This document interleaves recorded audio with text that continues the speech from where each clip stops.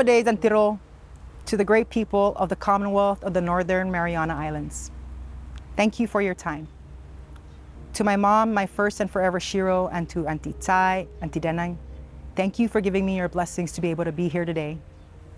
Dyan para todos si manyaynahu, manyetluhu, manatungohu, manamiguhu, ni man presenti pa ako na organ zan loki para hamzu, ni manegagi social media zan gigaseta.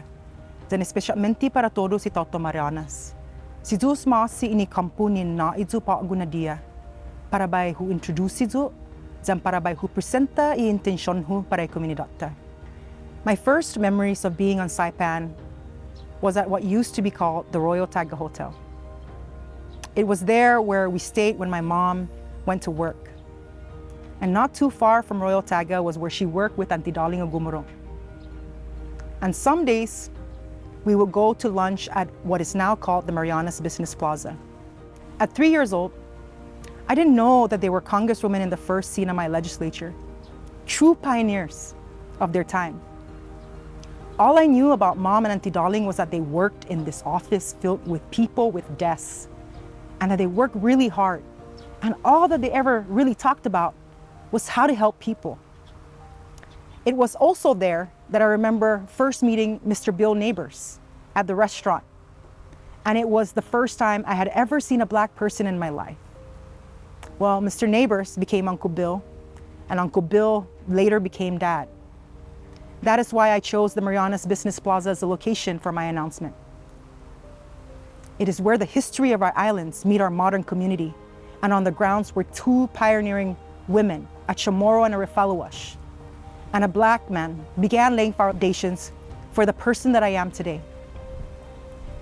I was born in 1975, when the people of this Commonwealth, after years of colonization and a horrific war, exercised their unalienable right to self-determination by entering into political union with the United States of America. Like everyone born at this time, I did not come into this world as an American citizen. I was a citizen of an island in transition, born into a community where my future, my rights, and my opportunity were being decided by individuals hard at work to give us a chance. When I hear or read about the stories of our people and our leaders at that time, their courage, their persistence, and their determination is obvious. But what stands out to me the most, however, was their faith. The faith we had in that decision. The faith we had in the people fighting for us. And the faith we had in each other as we took control of our own destiny. And the conversation that I want to have today with all the people of this great Commonwealth is about that faith. Faith comes in many different forms. Our existence on these islands, in the middle of nowhere, is a testament to our faith. When our ancestors set sail to discover these islands, they had faith in the promise of these lands. They had faith in the importance of our culture that has glued us through the centuries of colonialism. They had faith that wars would not destroy us.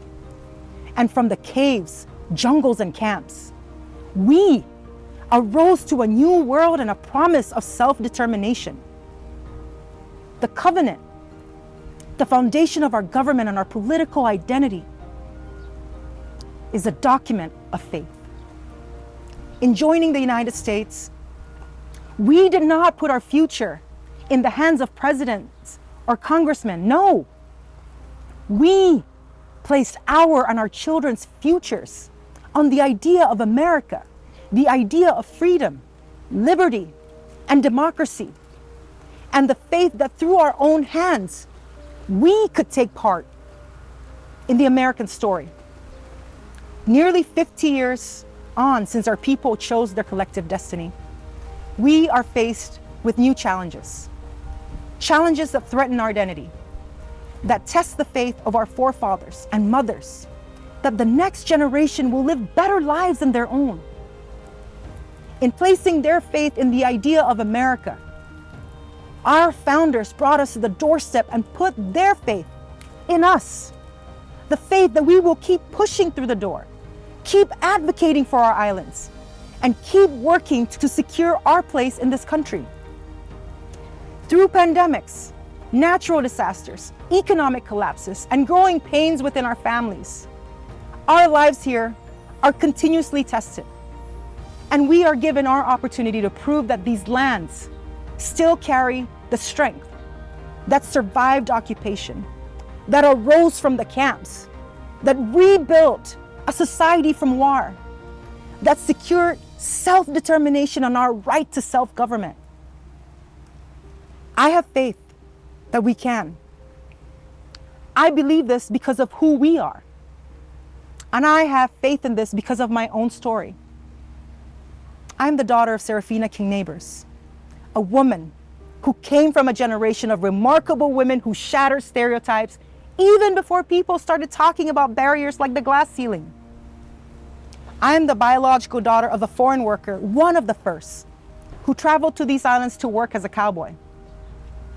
I was raised by William B. Neighbors, one of the first African Americans who set foot on these islands and fought for our people to receive their war compensation. I'm a wife and a mother who, like so many of you, share in the burning desire to give our children the opportunity for a better life and to live in a safer world. And I am a lawyer who, like so many of our young people, sought education, experience, and knowledge so that we can all do our part to help build a better community. And through this all, I have seen the strength of our islands. When we secured our place in the American community, when we fought for our rights to self-government, when we stood firm against both internal and external threats like natural disasters, pandemics, uneven and damaging federal policies. And today, we stand strong, ready to fight for our place in this world. I come before you today ready for this fight, ready to serve you, and ready to work for the opportunities, rights, freedom, and possibilities of our people.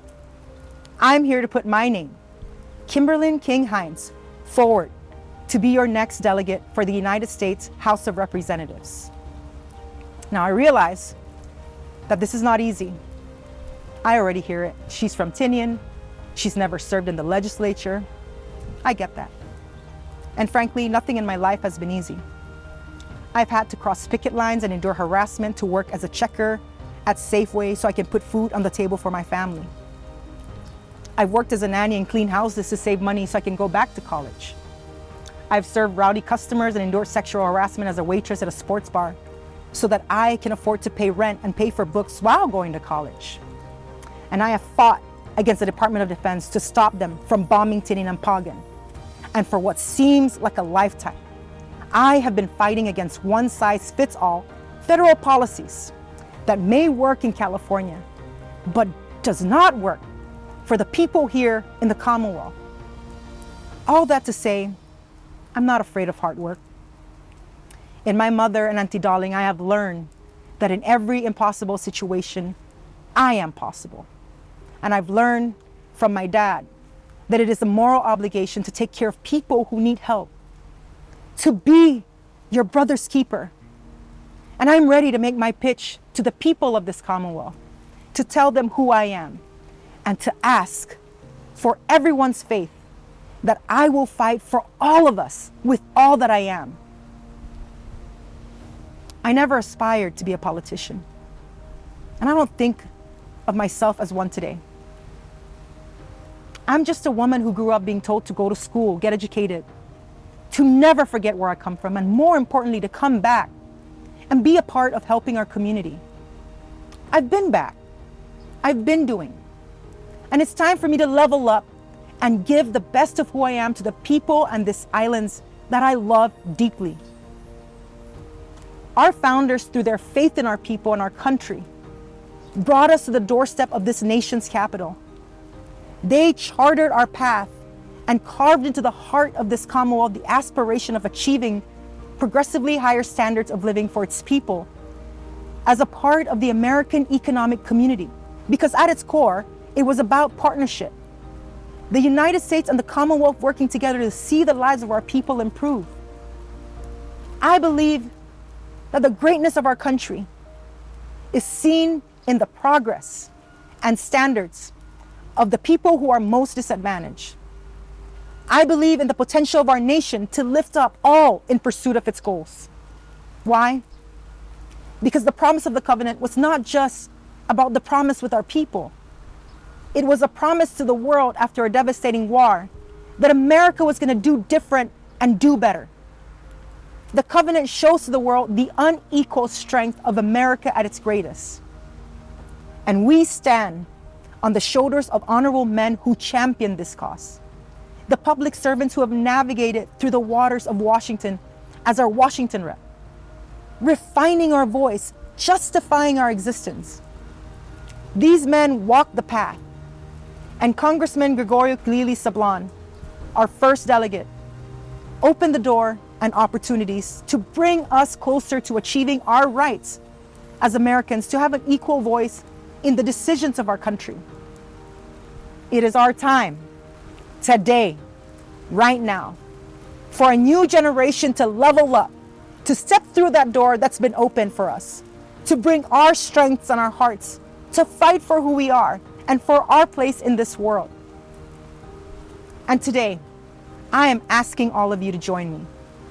Join me in this fight to make sure that every person, young or old, has the ability to build a life here at home.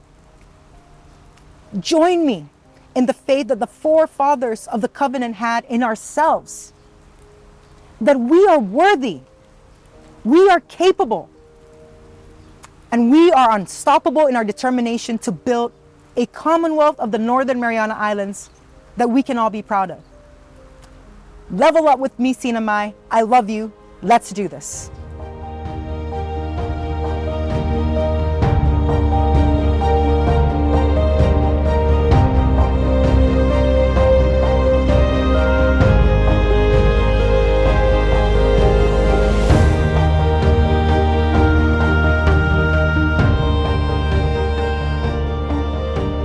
I am Kimberlyn King-Hinds, and I approve this message.